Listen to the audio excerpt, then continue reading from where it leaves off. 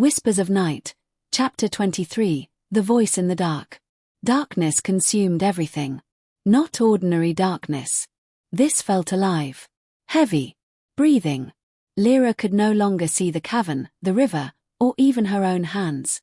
The only thing remaining was the terrible voice echoing from beyond the gate. Open the way. The words shook reality itself. Stone cracked somewhere in the unseen abyss. The underground river screamed like a living thing. And for the first time, the veiled king looked small.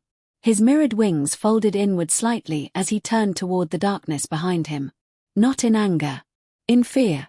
Commander Valin immediately dropped to one knee, gripping the bridge for balance. The outer presence. One of the knights began praying under his breath. Another simply wept. Lyra's chest tightened painfully. What is that? Kale answered quietly from beside her. The thing the king failed to stop. A dim silver glow slowly returned across the cavern as the mark on Lyra's arm brightened instinctively. The light revealed everyone again. Seraphine hovered motionless above the river, her face pale with horror. The veiled king stood frozen before the abyss behind him. And deep beyond the partially opened gate, something enormous moved. Not fully visible. Only glimpses. An eye larger than a castle. Shapes twisting through endless darkness. Limbs that did not obey natural form. Lira felt her mind recoil just trying to understand it. The voice returned. Closer now. Child of the first flame. The mark on Lyra's arm burned violently. She screamed and dropped to one knee. Visions exploded through her mind. Worlds collapsing into silver fire. Entire civilizations swallowed by darkness between stars. Creatures kneeling before the enormous unseen entity beyond the veil. Then, the veiled king standing alone against it. Bleeding silver light. Fighting a war no human history remembered. The vision shattered. Lira gasped for air. The veiled king spoke without looking at anyone. I did not destroy my kingdom. His voice trembled with ancient grief. I destroyed the bridge. Silence followed. Valin slowly looked toward him. You sealed yourself to contain it.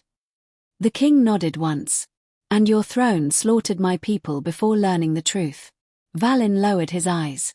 For once, he had no answer. Another massive impact shook the gate.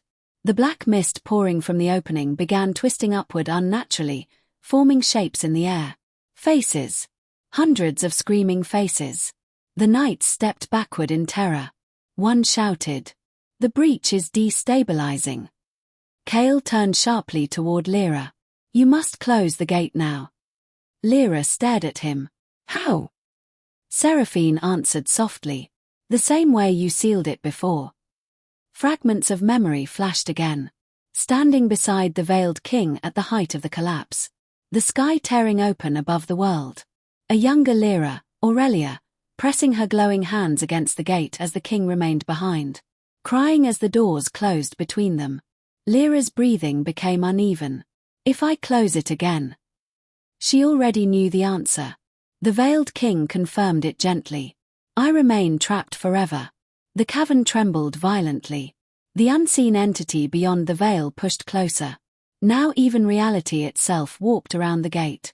Stone melted like liquid. Shadows moved against the laws of light.